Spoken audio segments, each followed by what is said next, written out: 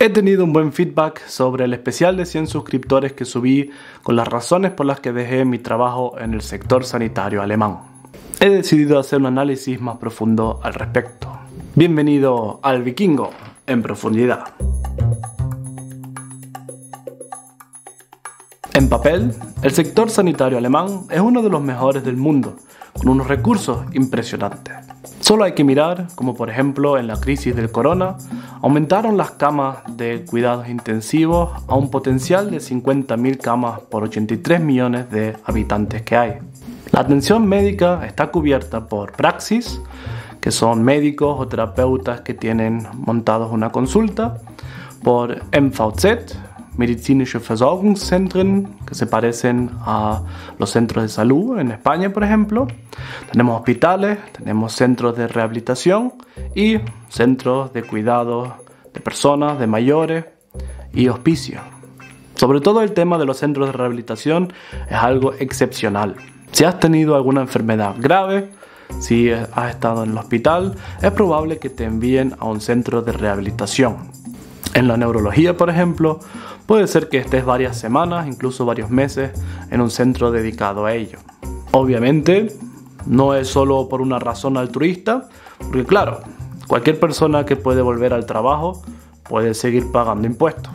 En cualquier caso, se benefician los pacientes y el Estado. En 1883, el canciller Otto von Bismarck, la persona que le dio forma a Alemania como la conocemos hoy en día, propuso que cada trabajador tenía que recibir un seguro por accidente. Esto más tarde dio lugar a los seguros de salud públicos. Si vienes a Alemania, vas a ver que es obligatorio que te asegures de alguna forma. La forma más fácil es por la empresa en la que estés, pero también tienes la posibilidad de asegurarte de forma privada, sobre todo cuando tu sueldo mensual supera una cierta cantidad o cuando seas autónomo. Hasta ahí, lo que son las bases del sistema sanitario alemán, es decir, lo bueno. Lo que voy a contar a continuación son experiencias que he tenido en los años que llevo trabajando en el sector. Ojo, que no tiene que ser así en cualquier lado, son ejemplos más bien los extremos. Al ser experiencias personales, me gustaría advertir a las personas sensibles a este tema que puede ser que algunos ejemplos actúen como desencadenantes de experiencias malas si las han tenido o de emociones negativas. Si tal es el caso, les animo a que vean los otros vídeos que son un poquito más divertidos. Quizás vengas de fuera a Alemania porque oíste que se están buscando médicos. Llegas y todo es más difícil de lo que esperabas. Las convalidaciones, el idioma. No quiero entrar en mucho detalle al respecto, porque según de dónde vengas y a dónde vayas, no solo te puedes encontrar alguna que otra piedra, sino que algún que otro muro. ¿Quiere ayudar a las personas? ¿Sí? Pues tiene que formarse 3 años más y aprobar 2 exámenes. Y el curso de idioma pues no lo pagamos. Te recomiendo que veas vídeos de personas que relatan sus experiencias, por ejemplo en YouTube. Mi antigua compañera de trabajo, Jimena, por ejemplo, ha hecho varios vídeos al respecto. Me gustaría hablar de algunas de las condiciones laborales con las que quizás te puedas encontrar. Al menos son algunas que he visto en compañeros de trabajo. Vas a ver que en muchos sitios hay pocos médicos alemanes, al menos en los puestos inferiores. ¿Por qué? Pues porque se van de Alemania. En Suiza, Holanda, en los países escandinavos, la paga suele ser mejor y las condiciones laborales también. Así que eso, prepárate para hacer trabajos que los médicos alemanes no querían hacer. Desde hace más de 20 años se advierte del deterioro, del empeoramiento de las condiciones laborales que hay en la medicina. Servicios de guardia de 35 horas, horas extras impagadas, contratos de mordaza donde te pagan, por ejemplo, un curso de idioma o cursos de formación a cambio de que te quedes varios años. Y si tienes mala suerte, estás contratado solo para cumplir con un número de médicos mínimos que tiene que haber en una estación, para que la clínica pueda seguir cobrando. Tú, como profesional, como persona, no importa. Kaum einer traut sich, darüber zu reden.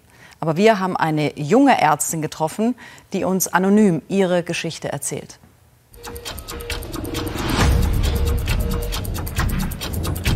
Ich habe das selbst gemerkt in meiner Zeit auf der Intensivstation.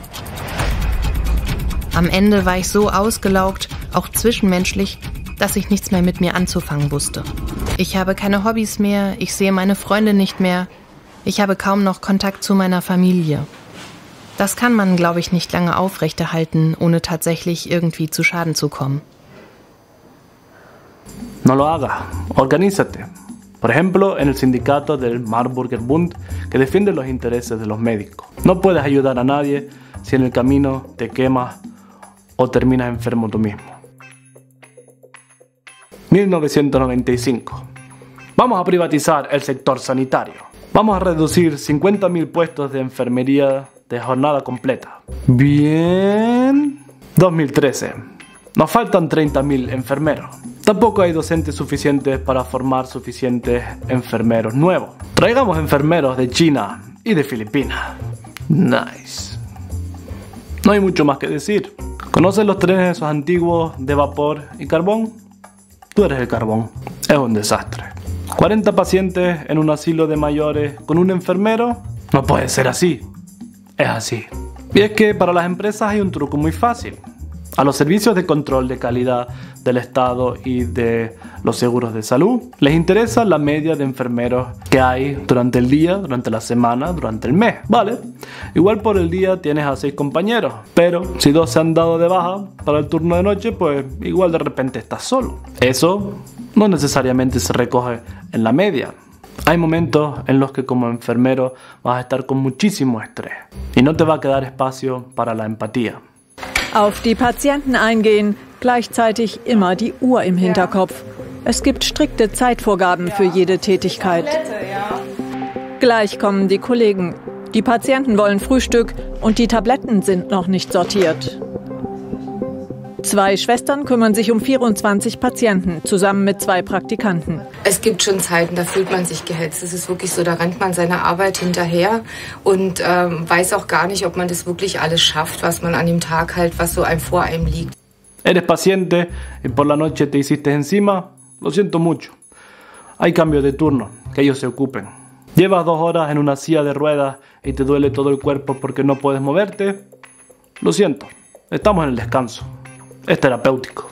Y como la mayoría de nosotros no es paciente ahora, sino que lo será en algún momento de su vida, no interesa mejorarlo ahora mismo. Que pago 15% de mi sueldo a un seguro de salud. Eso es demasiado caro. Lo que dirá esa persona cuando tenga 80 años y esté esperando 3 horas para que le den una pastilla contra el dolor, mejor no te lo digo. Para aquellos de entre ustedes que vienen de un país en lo que la enfermería es una carrera universitaria, quizás es interesante saber que en Alemania es un ciclo. Es decir, si vienes aquí, vas a tener menos competencia, vas a poder hacer menos de las cosas que sabes hacer y tienes algunas tareas más que quizás normalmente lo harían los auxiliares. Te digo lo mismo que le diría a los médicos. Piénsate bien las cosas y ponte unos límites. ¿Cuánto estás dispuesto a sacrificar por trabajar en Alemania? Organízate y no permitas que te maltraten lo más mínimo. Ningún dinero del mundo merece que después de 20 años en el sector te dé enfermedades como depresión, burnout, trastornos de ansiedad, trastornos del sueño o incluso enfermedades como infartos cerebrales o infartos de miocardio. En el ámbito de la terapia pasa casi lo mismo que en el sector de la enfermería y de la medicina. Se combinan los problemas que he descrito anteriormente. Por ejemplo, tengo una conocida que fue fisioterapeuta en España, ¿no? Una carrera de fisioterapia, que trabajó con deportistas, con una consulta propia y que vino a Alemania y que no pudo trabajar. Habría tenido que convalidar el título en el estado alemán en el que quisiera trabajar y, por ejemplo, en Baviera le dijeron que hiciera varios meses de una escuela privada que tenía que pagar ella misma. Asimismo, en muchos ámbitos de la terapia no tienes libertad para hacer la terapia que tú creas conveniente, sino que te dicen lo que tienes que hacer.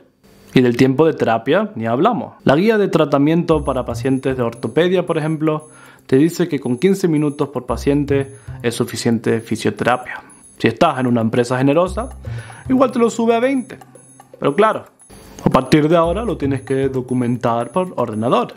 Y uno de tus despachos está en la planta 0 y el otro en la planta 3.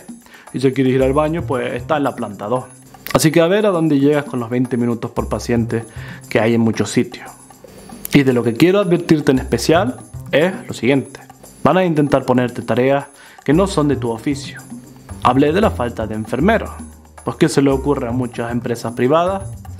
Pues bueno, si como ergoterapeuta, como terapeuta ocupacional, tienes experiencia en enseñarles a comer a los pacientes, pues a partir de ahora le vas a dar de comer a los pacientes a todos. Así tenemos a más enfermeros disponibles para compensar por lo que falta. La conclusión de esta historia es la misma que en las demás. Defiéndete, organízate y no toleres ningún pasito que te lleve por el mal camino, por lo pequeño que parezca. Te puedo enseñar cómo. Primero, entra en un sindicato. Sí, sé que hay muchos sitios en los que los sindicatos no están muy para allá, pero en Alemania han conseguido algunos de los mejores avances para los derechos laborales que se conocen. Por una cuota fija mensual te asesoran, tienes una seguridad y puedes organizarte en huelga. Acude al Betriebsrat, al Consejo de Representantes de Trabajadores. Todas las empresas mayores en Alemania están obligados por ley a tener un consejo así. La calidad de la empresa en la que trabajas la puedes ver en cómo trata a los representantes de sus trabajadores. Si el despacho está en la última esquina del sótano, pues ya sabes lo que importan tus derechos. El Betriebsrat es como un escudo que debe ponerse delante de los trabajadores para todos los intereses que puedas tener, sea de salud o de derecho. Si lo necesitas, incluso te acompañan a las citas que tienes con tu jefe. Déjalo todo por escrito. Insiste en que te den todo lo posible por escrito. Sean acuerdos, sean órdenes de trabajo, sea el perfil de tu trabajo. Así, en caso de que algo vaya mal, tienes la evidencia, las pruebas que necesitas para poder defenderte. Si en tu contrato o en la descripción de tu puesto no pone las tareas que te quieren poner, pues puedes resistirte. Y el último consejo que tengo hoy para ti es que consigas un seguro legal. Los alemanes son campeones mundiales en denunciarse. Pelean por sus derechos ante los tribunales más altos que hay. Con un seguro legal tienes un asesoramiento profesional y muchas veces incluso los gastos cubiertos para los juicios que puedan pasar. Así que nada, ánimo, fuerza, no te rindas, lucha. Y si te ha gustado mi vídeo, like y subscribe y te aseguro que volveremos a vernos.